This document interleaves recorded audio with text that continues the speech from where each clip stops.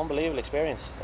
We knew it was going to be, it was obviously strange circumstances with no fans being there and everything like that, but the magnitude of the game remained the same. It's still AC Milan coming to town, and some top names, some top players. It was unbelievable to pit our wits against them, but you still probably come off the pitch with a little bit of regret and a little bit of disappointments, because as I was saying, to the lads, we're top of the Irish game at the moment, and we wanted to cause an upset and go down as a real big one, but it wasn't to be. Look, 2 bits of class have won the game for them tonight, and that's what they are.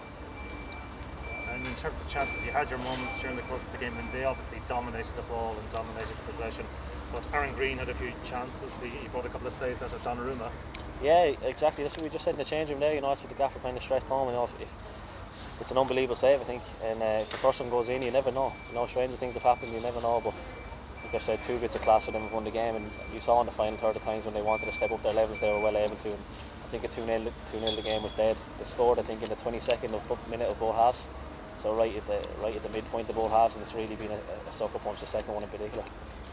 What about Zlatan Ibrahimovic? Who got his jersey, by the way? Aaron Green got it. Aaron Green's kid, his young lad, was doing ball boy tonight, so he was marking him from set pieces from corners. So I think at one of the corners he said to me, would you mind? And he was more than happy to, albeit apparently a very, very nice fella.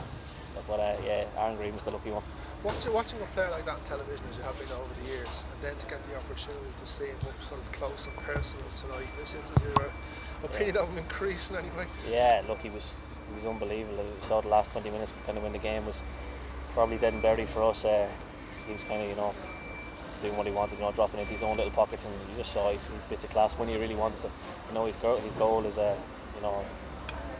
just a snapshot.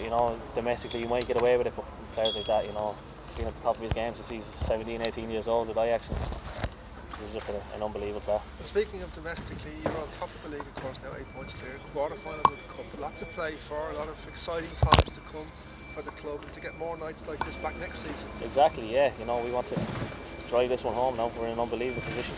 8 points clear with 7 games to go. We've a huge game now on Monday against Waterford, and we'll enjoy it. We'll enjoy the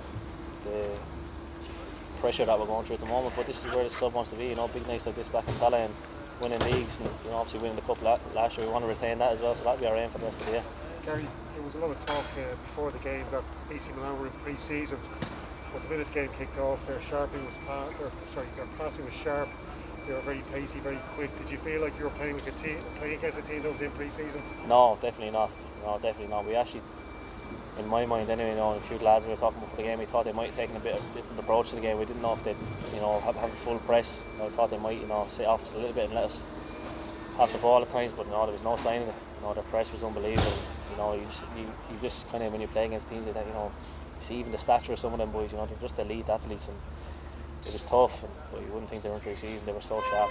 Do you feel as well that you did play from the back quite a lot? Do you feel maybe you didn't utilise the long balls a little bit more in that game? Yeah, when you're looking back at it now, maybe, especially the second goal, we've tried to play and it's got cut out, and 2 or 3 passes and the boys bent it into the top corner. It's an unbelievable goal, and when you look back at it now, maybe we could have turned it, played territory a bit more, and maybe then went for it a little bit in the last 15-20 if it was still 1-0. But look, that's what we do. We don't really tend to go away from what we do, and I think we gave a good account of ourselves. There are 2 midfielders as well, Kessié and Benacer, 2 really quality players. Yeah, especially I thought the 4 was unbelievable.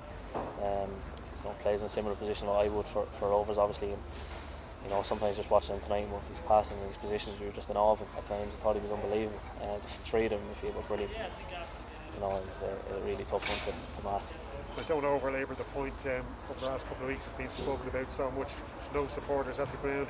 Do you think maybe having the stands full of Rovers fans might have helped you a little bit in this game? Of course it would. Yeah, of course it would. There's no denying that. They're unbelievable. They're an unbelievable bunch. I remember last year coming up, we played Bows in the derby here last year. Might have been the one that Graham Burke scored the header. And I remember it was my first derby coming out, and the fans were already in the stands, getting ready for our warm up. And I'm sure if they were there tonight, when we came out for our warm up, it would have been unbelievable noise, and they just give you that little bit extra. But look, it's 2 bits of quality won the game, and you can't take it away. Jersey 10. you guys played the way you normally play, but you also pressed from the restarts and stuff. We were unsure what to expect from you guys, like when you're playing against such a good team. Their standards in comparison to the teams that you normally play, like when you're on a press and they might just have that skill to get out, and on the other side you said that they came after you guys but you still tried to play. Yeah, look, that's what all week we were kind of stressing, that's not what, we're not going to go away from what we do.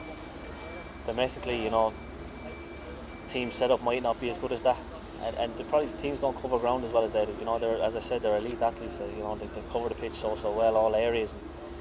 Look, the press was unbelievable. I know we tried and we got out sometimes, especially in the first half, but second half I think we struggled with it. As I said, the second goal is we tried to play it in 2 passes in the back of the net, that's the difference. So you're back to the league on Monday, and with the 8-point lead, I think it's important to go and pick up points against Waterford. I'm not sure who the manager will be, and they picked up a couple of good results themselves recently. Yeah, they're flying, and they're a really good side. Obviously with the streaming service now, we kind of I tend to watch most games, and I've seen a lot of them, and they're really good. A lot of really good individuals in good shape. It's going to be a tough game, a really tough game. Obviously, off the back of this, we'll recover properly. But I think the next 2, the Dundalk one tonight, I think so. The next 2 could be Waterford, Sligo. Huge games for us. Let's pick up 6 points. We're in a great position with the 5 games to go. Thanks very much. Thanks, lads.